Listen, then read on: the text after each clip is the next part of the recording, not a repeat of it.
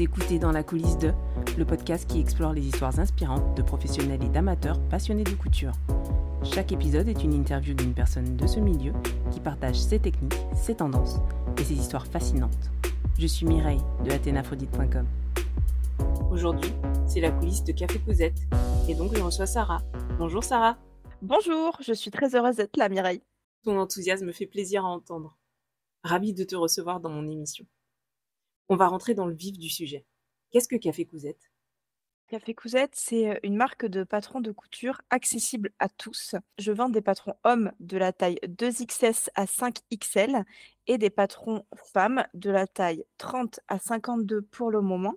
Mais petit à petit, cette année, en fait, je suis en train de reprendre tous les patrons et de passer de la taille 30 à 60. Comment tu décrirais tes patrons de couture ? Les patrons de couture sont simples. La qualité des explications, c'est une priorité et du patron aussi. Donc, c'est vraiment des modèles qui vont être simples. Et le but ultime, c'est que quelqu'un qui débute en couture puisse coudre un modèle, quel que soit son niveau. Très bien. Je comprends donc que tu focalises ton travail sur l'accessibilité de tes patrons, d'abord aux débutants, puis aux autres. Et avec tout ce travail justement, tu es seule chez Café Cousette ou il y a une équipe derrière ? Je suis toute seule à 100. Il m'arrive parfois de faire appel à des personnes extérieures, mais c'est relativement rare et c'est pas du tout pour du patronage ou des explications, c'est vraiment pour, m'aider dans d'autres choses ou m'aider à me former un peu plus. Bon, on peut dire que tu travailles seule. Et Café Cousette existe depuis combien de temps ? Officiellement depuis janvier 2021, mais officieusement depuis, 2020. En fait, depuis le premier confinement où, je me suis exercée, à, faire des petits tutos gratuits, sur Instagram et voilà, ça a commencé comme ça, en fait. Oui, le fameux confinement. J'ai l'impression que cette période a été décisive pour beaucoup de personnes, notamment dans le monde de l'entrepreneuriat. Parle-nous maintenant de toi. Je m'appelle Sarah, je suis créatrice de la marque de patrons de couture Café Cousette. J'ai 27 ans, je suis passionnée de couture, amoureuse de nature et je fais, pas mal de sport à côté de Café Cousette. Voilà. En préparant l'émission, tu m'as expliqué que tu pensais travailler dans le domaine de la médecine. Tu voulais exercer quel métier ? Je viens d'une famille où, il faut faire des très grandes études et surtout dans la médecine parce que ma maman est dentiste et mon papa était dans le domaine pharmaceutique. Donc c'était un peu une évidence. En plus de ça, j'étais vraiment pas bonne à l'école donc enfin pas bonne. J'étais pas bonne, mais j'étais très bonne en maths donc j'ai fait un bac S. Pour moi, voilà, il fallait après partir en médecine et mon envie à l'époque, c'était d'être médecin militaire. Sauf que je me suis très vite rendu compte que c'était pas possible parce que du coup, j'ai une sœur qui a 10 mois de plus que moi et qui, elle, était en médecine quand moi je passais mon bac et je me suis dit: «Bah, je vais mourir, quoi. J'y arriverai jamais». J'étais pas très scolaire donc c'était très, très compliqué. Il a fallu trouver une reconversion, quoi, autre chose. Oui, tu t'es reconvertie dans la couture, ce qui a priori rien à voir avec une carrière de médecin militaire. Dans l'armée, on sait coudre, hein, normalement, enfin, on apprend en formation à coudre, ouais. Mais bon, après ça a été une très belle surprise parce qu'au final, j'étais pas du tout destinée à ça. Quand j'ai compris que ça n'allait pas du tout le faire, j'ai un peu cherché à faire autre chose et en fait, je suis allée à un salon de l'étudiant, j'ai vu l'école que j'ai faite sur Toulouse et quand je suis rentrée dans la salle de modélisme, bah, ça a été une révélation tellement, forte que voilà quoi, enfin ça c'était ça et c'est toujours ça fait 10 ans donc c'est pas mal. Non mais attends, c'est extra. Tout s'est passé en une journée, en une seule journée. Tu es allée à un salon et tu as découvert la couture. Comment ça s'est passé en fait ? En fait, je suis allée au salon, du coup, bah, à Pau de l'étudiant, avec ma maman. J'ai découvert l'école et en fait, j'ai rencontré la directrice de mon école sur ce salon, qui elle, me voyait en marketing, en fait, pas du tout en couture et donc je passe 2 semaines après, il y avait la visite à Toulouse de l'école, il y a les portes ouvertes donc quand je suis rentrée dans la salle de modélisme et que la jeune fille qui m'a présenté le cursus m'a expliqué en quoi ça consistait, j'étais sûre que c'était ça. Enfin, c'était une évidence, on va dire. Et donc là, on était en février, je crois. Du coup, après, j'ai passé mon bac, tout ça, donc j'ai un peu laissé tomber. Je me suis pas du tout intéressée à la couture. peut-être, 1 ou 2 semaines avant l'entrée à l'école, ma mère me sort une machine à coudre, parce que ma mère a une machine à coudre, mais n'est pas couturière. Donc, j'ai pas une famille où on fait de la couture de base, hein. Du coup, elle me dit: «Bah, regarde, il y a un torchon, il faut que tu t'entraînes à piquer, donc pique». Et donc, bah, j'ai fait des vagues sur le torchon et voilà, ça a été, j'ai trouvé ça magique, ça m'a beaucoup détendue, mais ça a duré, 20 minutes peut-être. D'accord. Donc toi, tu as appris à coudre, en fait, la veille d'entrer, dans cette école et bah, j'imagine que les autres étudiants, eux, savaient déjà coudre. Comment tu t'es sentie par rapport à eux? C'était un peu flippant parce que quand les filles, elles se présentaient les premiers jours, c'était vraiment, moi je couds depuis que je suis toute petite, ou c'était des bacs pro couture, des filles qui avaient fait ça, qui faisaient ça depuis 5 6 ans, quoi. Moi j'étais là, moi j'ai jamais cousu de ma vie, je voulais être médecin militaire, donc bon, j'étais un peu l'ovni. Les gens savaient pas trop ce que je foutais là, mais je pense que moi non plus, en fait. Mais bon, après, je me suis régalée, hein, mais c'était pas, voilà, j'ai vraiment, appris à coudre, en fait, avec les cours d'atelier. Et voilà, j'ai fait beaucoup de boulettes, durant la première année, qui était assez remarquable quand même. Mais bon, c'est comme ça. Mais d'après ce que j'entends, c'était vraiment la révélation, ces salons et je pense que tu t'es trouvée au moment vraiment de manipuler au cours de ces ateliers et notamment, tu as fait plusieurs boulettes au cours de des années d'études et c'est une bonne transition pour parler de fail couture. Quel est ton plus gros fail couture? Mon plus gros fail, heu, j'en ai pas beaucoup, mais je pense que de toute façon, c'est pas un fail, c'est des fails parce que genre je fais l'erreur encore aujourd'hui, c'est les tissus. Je sais ce qui va avec et ce qui va pas avec certains modèles, mais parfois, je sais pas, il y a un court-circuit qui se fait, je pense, dans mon cerveau, et j'achète des tissus et je fais un modèle avec ce tissu et non, quoi. Le dernier en date, qui était mythique, c'est, un velours rose pailleté. Déjà, il faut savoir qu'à partir du moment où il y a des paillettes dans un tissu, c'est que c'est un tissu, là qui est là-haut pour moi. C'est le tissu que j'utiliserai que pour une occasion parce que, bah, j'aime beaucoup les paillettes, vraiment. Donc ce tissu-là, je le réservais vraiment pour un pantalon, sympa, et donc il y a un modèle de pantalon qui sortira en juin là, donc j'ai fait le proto là-dedans en me disant: «Le modèle était bon», sauf qu'en fait le modèle était pas bon, que, le tissu a fait gonfler le pantalon parce que c'était un velours, que c'était un modèle un peu gonflant au début, et donc je suis ressortie de là avec mon joli, velours pailleté, en mode sac à patates. Mon pantalon est actuellement dans le placard de la honte, où personne ne voit jamais ce placard. Donc j'ai méga les boules, si je peux dire ça comme ça, parce que j'ai un super beau velours avec un pantalon super moche. Du coup, beh, je le mettrai jamais. Oui, j'imagine, ta frustration et ça doit vraiment faire mal au cœur, de voir un tissu, que l'on réservait à une occasion, spéciale, un projet spécial et finalement ne pas pouvoir, bah, le porter. Comme quoi on peut tous faire cette erreur. C'est ça. Même avec un bac+5, on fait en couture, on fait des erreurs, je vous rassure. N'ayez pas honte. Non, il faut pas en avoir honte. On revient un peu sur Café Cousette. Comment s'est fait ce choix du nom de Café Cousette? Je pense que le choix, c'est pas un choix de nom à proprement parler, parce que c'est pas les mots qui sont importants dans le nom de Café Cousette.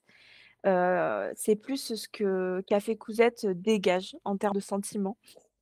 En fait, c'est lié à une histoire. Quand je travaillais chez Sessoun à Marseille, j'avais 2 copines qui bossaient avec moi, là-bas. Quelquefois, il nous est arrivé de faire des brunchs couture, en fait, le dimanche. Le but, c'était qu'on mangeait et qu'on venait avec notre petit projet, couture. Donc, il y avait une styliste accessoire, une, designer textile et moi, modéliste. On s'entraidait, en fait, dans nos projets, et on va dire que Café Cousette, c'est un peu ces moments-là.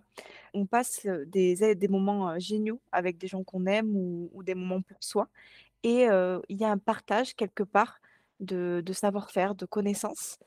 Donc si je devais vraiment détailler le mot et le nom, café, c'est pour, bah, le café du brunch parce que, voilà, les brunchs, c'est la vie, on va dire, et cousette pour la couture.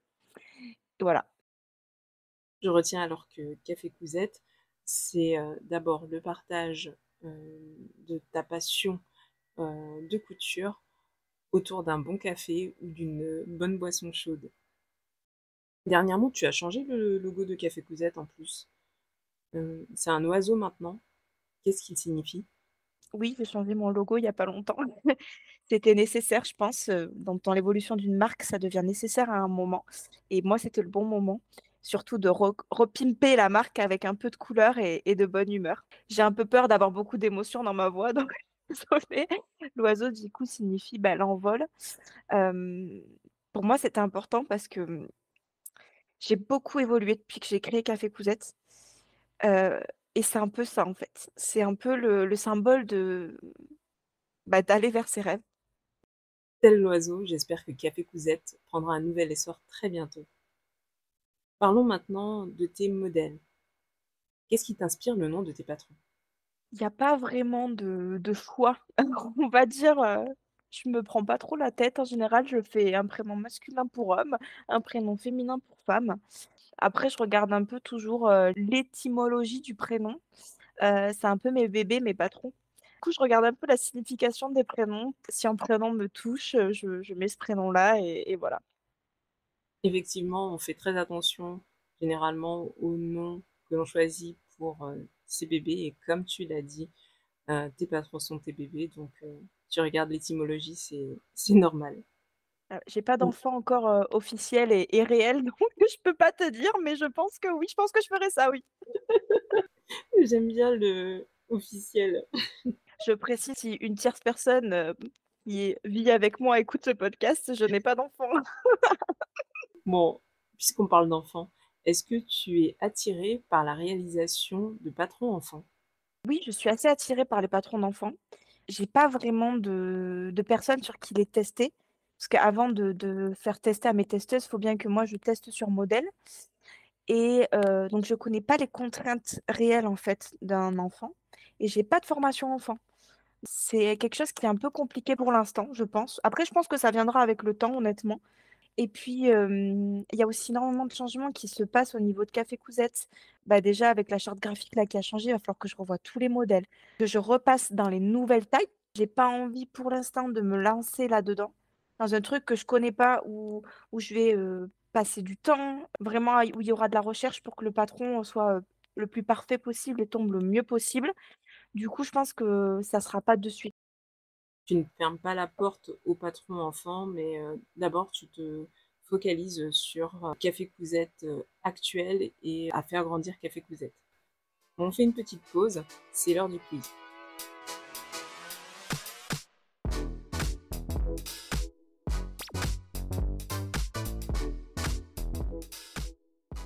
Première question.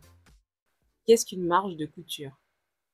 Les marges de couture. Déjà, il faut que je dise quelque chose, c'est que tout le monde appelle ça marge, mais moi, on m'a jamais appris marge. On m'apprend valeur.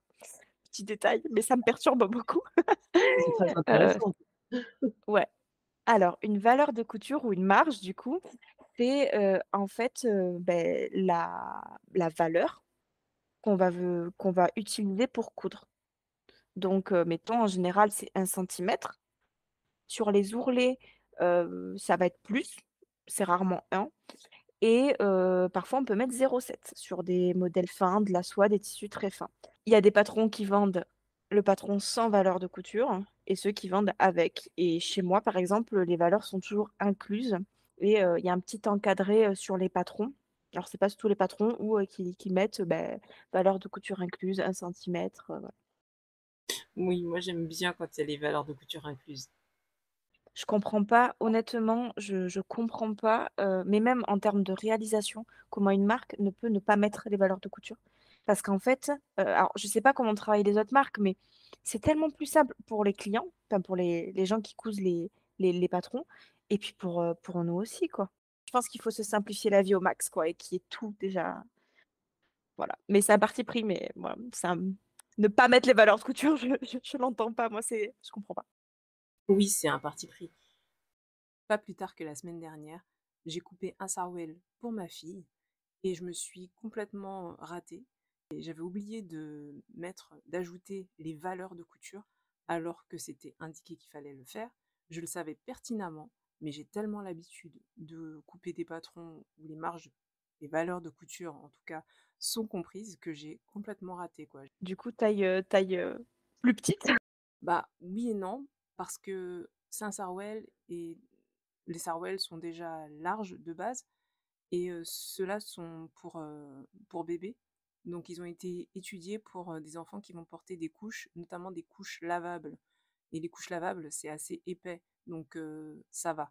Mais j'aurais été plus embêtée si ça avait été, un legging, par exemple. Peut-être qu'un de mes invités prochainement m'expliquera ces raisons pour lesquelles il n'inclut pas les marges de couture. Enfin, il faudrait dire les valeurs de couture. Question numéro 2. Quel terme anglais utilise-t-on pour parler de couture anglaise? Le terme, c'est French seamstress. Voilà, et là, j'ai un anglais, niveau LV2. On parle de French seam. Non, mais donc du coup, en anglais, c'est couture française. Ce que je trouve assez drôle, parce que bah, pour tout, c'est couture anglaise, et c'est une très belle couture. La couture anglaise, ou couture française pour les Anglais, le grade, enfin, c'est un grade de qualité extrêmement haut et qui nécessite pas de surjeteuse en plus. Et tu peux nous dire dans quel cas on utilise la couture anglaise, justement? Alors, la couture anglaise, du coup, ça s'utilise en général sur les tissus type soie, mousseline, souvent, sur les tissus très fins en fait. Euh, et c'est un grade de qualité. Enfin, dès que vous voyez des coutures anglaises dans un vêtement, c'est des belles finitions. Il n'y a pas beaucoup de tant de marques que ça qui l'utilisent, même en moyen, on va dire moyen de gamme. Mais dès qu'il y a de la mousseline, dès qu'il y a de la soie, c'est des finitions qu'on se doit de faire. Mais ça coûte cher du coup. Enfin, là, je parle en termes industriels, pas en termes passion couture à la maison. C'est des finitions qui coûtent très cher parce que du coup, on fait une première couture envers contre envers. Et puis après, on vient retourner pour refaire une deuxième couture endroit contre endroit. C'est des finitions qui sont très très belles et qui se peuvent pas se faire sur tout quand même. Faut pas en abuser trop. Je sais qu'on peut faire des coutures anglaises sur des tissus très épais. J'aurais plus tendance à utiliser une couture rabattue, tu sais, les coutures jeans. Oui, oui, je vois. Voilà. C'est pour des tissus plus épais, ça va être qui va être plus adapté. Mais bon, après, enfin, tant que ça fera le taf quand même, une couture anglaise, hein, mais Merci Sarah de la précision de la réponse. On va finir avec une énigme. Est-ce que tu es prête? prête. La voici. Je suis très haute lorsque je suis du midi et piquante lorsque je suis à coudre. Qui suis-je? Bah, une aiguille. Eh oui, c'est l'aiguille du midi et l'aiguille à coudre. Je suis ravie d'avoir trouvé la réponse. Parce qu'alors là-dedans, je suis très nulle normalement. Je comprends jamais l'énigme, mais alors là, c'est bon, c'était mon domaine. Eh bien, écoute, Sarah, je suis ravie que tu aies trouvé parce que cette énigme, c'est un petit clin d'œil pour toi qui a vécu jusque l'année dernière dans le Midi. Ça me touche. Merci, Sarah, tu t'es vraiment bien débrouillée, donc je te félicite. Allez, on retourne dans l'interview.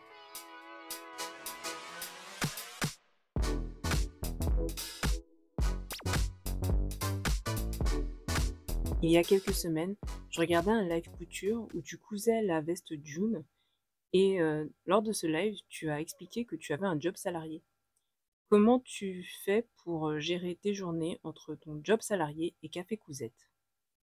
Pour le job salarié, il faut savoir que là, depuis peu, j'ai renégocié mon contrat en fait. Donc, j'ai des jours fixes maintenant. Avant, c'était pas le cas. J'y allais un peu tous les jours parce que je travaille dans un bar à salade à côté. Et du coup, bah, c'était midi et soir, hein, ou midi après-midi. Bon, il y avait plusieurs configurations. Et c'était devenu un peu compliqué à gérer parce que j'ai beaucoup de travail là pour Café Cousette. Et en fait, j'avais du mal à me concentrer, on va dire. Moi, il me faut des journées en fait bien définies. Et donc là, j'ai réussi à renégocier. Donc maintenant, je travaille le mardi, mercredi et jeudi. Donc 3 jours semaine. Ça fait 2 jours et demi environ parce qu'il y a 15, je suis en 15 heures en fait. Je suis pas en temps plein à côté.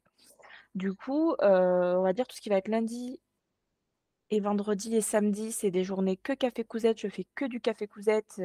et voilà. Et le reste du temps, beh, j'oscille un peu entre les 2. Et globalement, une journée se passe, heu, de 8 heures à 19 heures souvent. Et je fais, le matin, ça va être plus administratif, un peu les choses que j'ai moins envie de gérer, qui me passionnent un peu moins. Également, gestion des réseaux sociaux. Ça me prend énormément de temps. Et après, l'après-midi, ça va être plus être, tout ce qui va être patron, développement des modèles, prototypes. C'est plutôt cadré comme ça. Et c'est pas gênant en fait d'avoir les 2 parce qu'après c'est une question d'organisation et de planning. Tu as une bonne opportunité de pouvoir gérer ton temps de cette façon, trouver, des arrangements, un aménagement particulier pour pouvoir travailler, uniquement pour Café Cousette quelques jours bien fixes dans la semaine et en même temps pouvoir effectuer ce job salarié.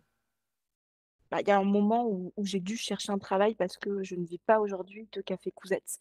Donc bon, il fallait trouver un boulot, on va dire alimentaire à côté.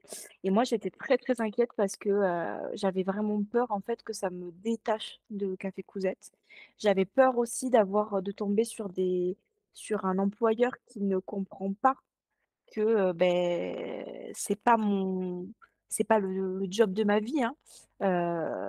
Donc j'étais très, très, vraiment très angoissée à l'idée de devoir trouver un travail. Et finalement, j'ai énormément de chance et ça, je tiens vraiment à le souligner. J'ai, 2 employeurs parce que j'ai 2 patrons qui sont, à fond déjà dans ce que je fais, qui me donnent des opportunités dans le sens où, là, on a pu renégocier le contrat, ça s'est très bien passé. Quand j'ai commencé à lancer des cours de couture sur Pau, ils m'ont dit de suite, «Bah, c'est super, c'est quel jour? Dites-nous, comme ça on sait qu'on vous met pas là, enfin qu'on vous fait pas travailler ces jours-là». Donc c'est je pense que c'est vraiment une chance, en fait. J'ai une chance inouïe d'avoir des patrons qui comprennent, aussi que Café Cousette, c'est mon premier er métier, même si après derrière, je suis très sérieuse quand je suis chez eux. Enfin, je dissocie complètement, hein, voilà. Donc j'ai beaucoup de chance et vraiment ça c'est important de le dire parce que ça peut très bien se passer en fait. Je suis très, très heureuse d'avoir cette chance. Après, je leur rends bien aussi. Je pense qu'à côté, je suis une employée, plutôt, sérieuse. S'ils ont besoin du personnel sur un jour où je travaille pas, bah, et si je suis dispo, j'y vais. Enfin voilà. S'il y a des gens qui sont dans ma situation ou qui se retrouvent en fait dans une situation où ils ont une entreprise et on peut en fait avoir son rêve et avoir autre chose à côté si tout se passe, ça peut aussi très bien se passer et c'est mon cas et franchement, j'ai énormément de chance. Eh bien, je pense que ton témoignage peut peut-être aider certaines personnes qui sont, aujourd'hui dans ta situation, c'est-à-dire, qui ont une, entreprise, à leur compte et qui ne vivent pas encore de leur métier passion. Ces personnes seront peut-être rassurées d'entendre qu'il est possible d'avoir un job salarié à côté. À côté de ton job salarié, il paraît qu'il y a une boutique de tissus. Alors toi, tu es plutôt raisonnable ou tu te laisses facilement tenter par les tissus? J'essaye d'être raisonnable. Honnêtement, je déjà, je veux pas passer tout l'argent de Café Cousette là-dedans. En fait, quand j'achète un tissu, j'ai un projet, défini. Je sais pourquoi je vais le coudre, donc j'essaye vraiment de pas acheter, 20 000 de trucs. J'ai eu énormément de stock à un moment, pendant le confinement, par exemple, j'ai acheté énormément de tissus et en fait, les tissus ont une saisonnalité bien souvent, donc je parle en termes de tissus motifs.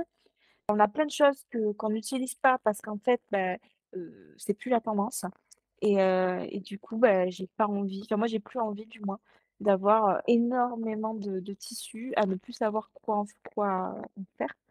Parce qu'au final, en fait, je ne couds pas tant que ça, je couds énormément de prototypes, de tests, mais des modèles finaux, j'en couds pas tant que ça et du coup, en fait, j'achète vraiment au besoin. Heu mais par contre, j'ai une amie qui a un magasin de tissus en ligne et c'est très drôle parce qu'en fait, je sais qu'elle sait quand je me connecte sur son site et du coup elle voit mes paniers. Donc j'ai des paniers énormes chez elle parce qu'en fait tous les jolis trucs qu'elle a, je les mets dans mon panier et en fait, je les achète pas toujours mais au moins je sais, j'ai mon bijou des tissus que j'aime bien et après je me dis: «Ça, je vais faire ça avec, je vais faire ça avec». Mais du coup, à chaque fois que je lui envoie un message, je lui dis: «Bon, Marilène, ne t'inquiète pas, je fais une liste, mais ne t'inquiète pas si mon panier reste dans cet état pendant 6 mois, c'est normal, je vais passer à l'achat, mais je réfléchis». Voilà.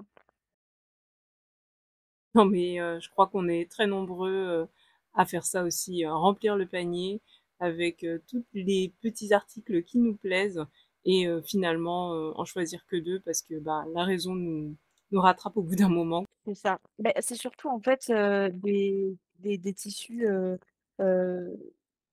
c'est vraiment je pense une réflexion de se dire: «Bon, OK, ça je le trouve trop beau, mais vraiment globalement, vais-je en avoir besoin?» Et voilà, parce que c'est vrai que quand on fait des commandes, ça m'est déjà arrivé de faire des commandes de 300 balles de tissu, d'avoir 10 tissus.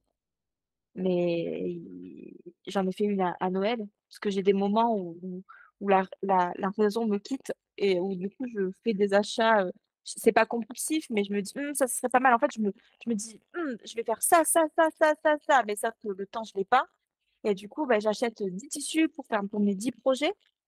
Mais bon, il y en a, ces tissus verts, je les ai encore.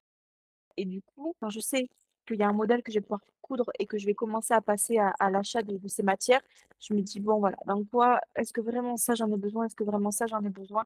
Et à partir du moment où j'ai le projet précis, je sais que là, je vais avoir un peu de temps pour le coudre, bah, là j'achète. Mais j'ai pas de stock, en fait, j'ai pas de surstock à la maison. Sinon j'ai plus de place, quoi. C'est de la dépense inutile, on va dire et voilà. Et il faut quand même savoir que l'industrie textile je balance un peu mon truc, mais l'industrie textile est quand même l'une des industries les plus, polluantes du monde. Je pense que si nous, on choisit de coudre nos vêtements, c'est, pour le plaisir, mais aussi pour avoir une couture, un mode de consommation raisonné. Donc pour moi, en fait, ça n'a aucun sens d'acheter 30 millions de tissus parce qu'en fait, ça n'a pas de logique, en fait, avec, le mode de vie, de consommation raisonnée qu'on a envie d'avoir. Donc du coup, ben voilà. Je pense que là-dessus aussi, j'essaye d'être sérieuse parce que si je suis pas sérieuse, bah, du coup, tu dépenses, enfin, tu es plus raisonnée et en fait, bah, ouais, autant aller acheter de la fast fashion, hein. Voilà. Je comprends, c'est pas dans tes valeurs, d'acheter, autant de tissus. Sinon, qu'est-ce que tu préfères dans ton activité chez Café Cousette? Ce que je préfère le plus dans mon activité, c'est, créer des pâtes. Heu, j'aime beaucoup, vraiment, en fait, voir le modèle naître, en 3D, si je peux dire ça comme ça. Je dessine pas mes patrons. Il y a aucun dessin de mes modèles. Quand j'ai un modèle en tête, il est dans ma tête, je le réalise et en fait, je fais le dessin pour mes testeuses, mais je le fais pas pour moi, heu, parce que, beh, j'ai pas besoin d'un dessin, en fait. Je sais pas, comme c'est dedans, je sais comment il est dedans, j'ai pas besoin de le mettre sur papier. Alors je me note un peu comment il va être, mais voilà. Ensuite, j'aime bien envoyer les modèles en test parce que c'est un peu un soulagement. C'est un stress pour moi de finir le modèle, c'est bien de l'envoyer en test et ensuite, le point le plus important, c'est de travailler seul. Je pense qu'on est, fait ou pas pour travailler seul et moi, tous mes plans de carrière, quand j'étais petite, j'ai toujours imaginé que je travaillerais toute seule. Donc, à 6 ans, je voulais être chocolatière, mais c'était chocolatière à mon compte. Après, j'ai eu envie d'être esthéticienne, c'était à mon compte et maintenant, même aujourd'hui, quand j'aimais, la possibilité que Café Cousette, ne me fasse jamais gagner d'argent. Je réfléchis à ce que je ferais si jamais ça arrive et beh, je me vois encore à mon compte. Donc c'est vraiment quelque chose qui est, très important pour moi de travailler toute seule. Aussi parce que je suis, une grande, grande solitaire. Mon atelier, c'est la pièce dans la maison où personne ne rentre. Je pense que mon conjoint n'y rentre pas et même mon chat n'a pas le droit d'y rentrer. Café Poussette, c'est ma vie, c'est mon cocon, c'est c'est ça émane de moi, je pense. Voilà. Ça fait partie des choses, préférées, la solitude. Donc si je résume, ce que tu préfères, c'est créer tes modèles, les envoyer en test et aussi travailler, seule dans ton entreprise. Et justement, qu'est-ce que tu as découvert sur toi depuis que tu as lancé Café Cousette? Est-ce qu'il y a des choses que tu ne te sentais pas capable d'accomplir et que tu as réussi grâce à cette activité? Il y a beaucoup de choses qui ont changé depuis que j'ai créé Café Cousette personnellement. Le plus gros truc, je pense, c'est que je suis quelqu'un de très, très timide de base et j'ai dû me surpasser, en fait, avec Café Cousette. Déjà, rien que, pour me mettre sur Instagram, me prendre des photos. Au début, quand je me voyais en photo, c'était une horreur. En fait, je pense que je pensais plus à ma tête, à moi, à ce que les gens allaient voir, heu, plutôt qu'au modèle et en fait, maintenant, même si ma tête me paie pas plus que ça, je m'en fiche. Je prends la photo où le modèle va être le plus mis en valeur et en fait, ça, c'est énorme et c'est aussi, devoir se montrer, en fait, devenir le visage d'une marque, c'est très, très compliqué. Les live couture, ça a été très compliqué parce que je me sentais super mal à l'aise, c'était horrible au début. En fait, maintenant, je fais ça comme si, j'étais au téléphone avec des copines, que c'était facile. J'arrive même à m'autoriser des petites blagues de temps en temps, même si bon, ça peut être un gros fail parfois, mais en fait, je m'en fiche. Maintenant, ma timidité, je la mets de côté. Je pense surtout à ce qui est bien pour Café Cousette. Je m'éclate et je pense que ça se ressent en fait plus sur moi maintenant.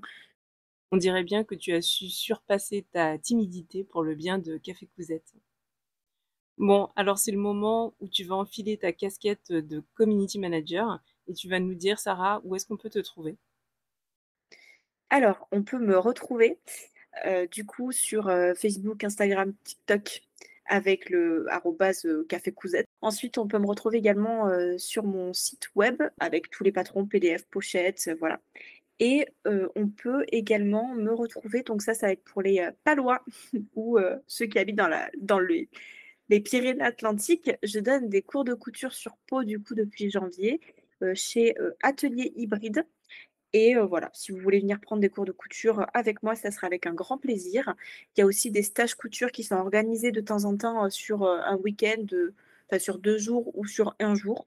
Voilà, donc on peut se voir soit en vrai, soit en virtuel, en tout cas, sachez que vous pouvez, discuter avec moi, il y a pas de souci, j'aime beaucoup parler. Je n'en doute pas, Sarah. En tout cas, merci d'avoir été l'invitée de mon émission Dans la coulisse de. Je te dis à très vite. Merci Mireille, à très vite et je suis, vraiment très heureuse d'avoir pu participer à ce podcast et j'espère que les gens qui ont écouté ce podcast l'ont apprécié. N'hésitez pas à me le dire d'ailleurs ou à le dire à Mireille, comme ça on en saura un peu plus. Retrouvez Sarah et Café Cousette sur le site www.cafécousette.com. N'oubliez pas le S à la fin. Vous pouvez aussi la retrouver sur TikTok et Instagram avec le pseudo Café Cousette, toujours un S à la fin. C'est la fin de cet épisode. Merci de votre écoute. Si cette rencontre vous a plu, n'hésitez pas à mettre des étoiles sur Spotify ou Apple Podcast. Vous pouvez aussi partager ce podcast à votre entourage. Pour échanger avec moi, rien de plus simple. Retrouvez-moi sur www.athenaphrodite.com et aussi sur les réseaux sociaux. À tout de suite!